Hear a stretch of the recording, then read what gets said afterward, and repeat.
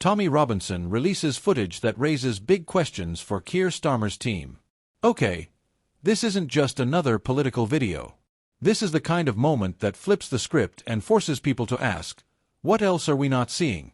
Because whether you love or hate Tommy Robinson, whether you agree with his methods or not, the footage he just dropped online has lit up every corner of political Twitter, and it's got Keir Starmer's camp doing serious damage control. And the timing couldn't be more explosive. Right now, Labour is riding high in the polls. Keir Starmer's team is positioning him as the calm, competent alternative to a crumbling Conservative government. Headlines are carefully managed. Press briefings are laser-focused. But in the background, Robinson was working on something else entirely. And now, he's released it. Late last night, without any big announcement or press tease, Tommy Robinson posted a 2-minute video on his social media channels. Caption: simple, watch this before they try to remove it. The footage, which appears to have been taken a few weeks ago, shows what looks like a private strategy session involving mid-level Labour operatives, discussing how to handle what one speaker calls problematic community optics. That phrase alone set off a firestorm. But it's what came next that really blew up the internet. In the video, the person speaking, whose identity hasn't been officially confirmed, appears to suggest that certain issues should be deprioritized for public discussion because they risk fragmenting the Labour vote along the wrong lines. They don't mention specific policies. No names are dropped. But the tone, cold, calculated, almost like they're treating public opinion as something to be managed, not respected. Now, is this a smoking gun? That's up for debate. But it's clear why Robinson and thousands of others online think it matters. Within minutes, the video was shared across X, Telegram, and alternative media platforms. One post read, "This is why we don't trust politicians. They talk to the cameras one way and then say the opposite when they think we're not listening." Another, "They're not talking about solutions. They're talking about optics." That tells you everything. Even some Labour supporters admitted the clip was uncomfortable. One user wrote, "I support Labour, but this is exactly the kind of behind-the-scenes spin we hated from the Blair years. It's all coming back." And here's where it gets even more interesting. Shortly after the video started trending, several attempts were made to flag the post for context or privacy violation, causing it to temporarily disappear from some platforms. That just added fuel to the fire. Robinson responded in a follow-up video saying, "I've been through this before. They'll try to discredit me, but they won't address what's actually in the footage." So far, he's not wrong.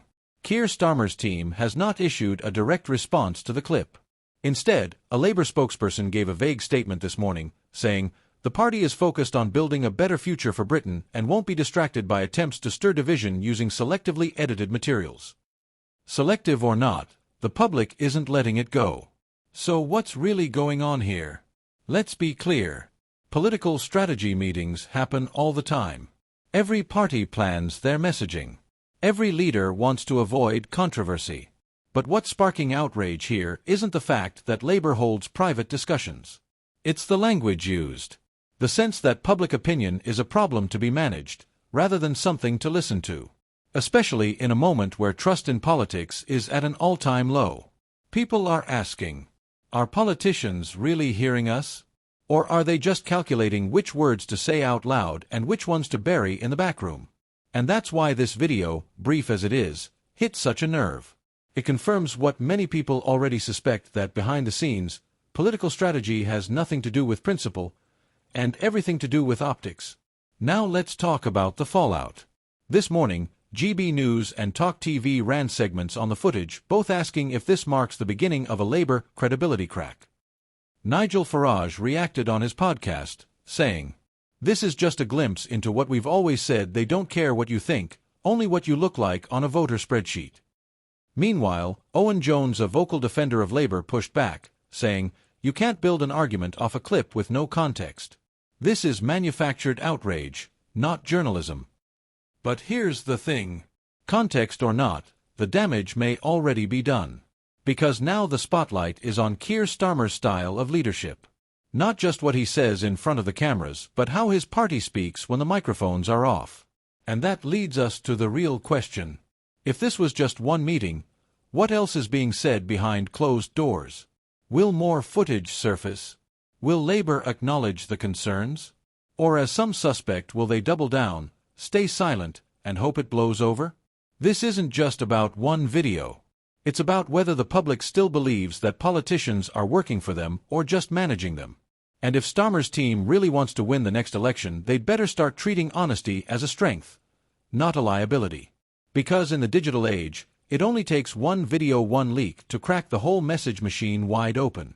And the question remains, if this is just the beginning, how much deeper does it go?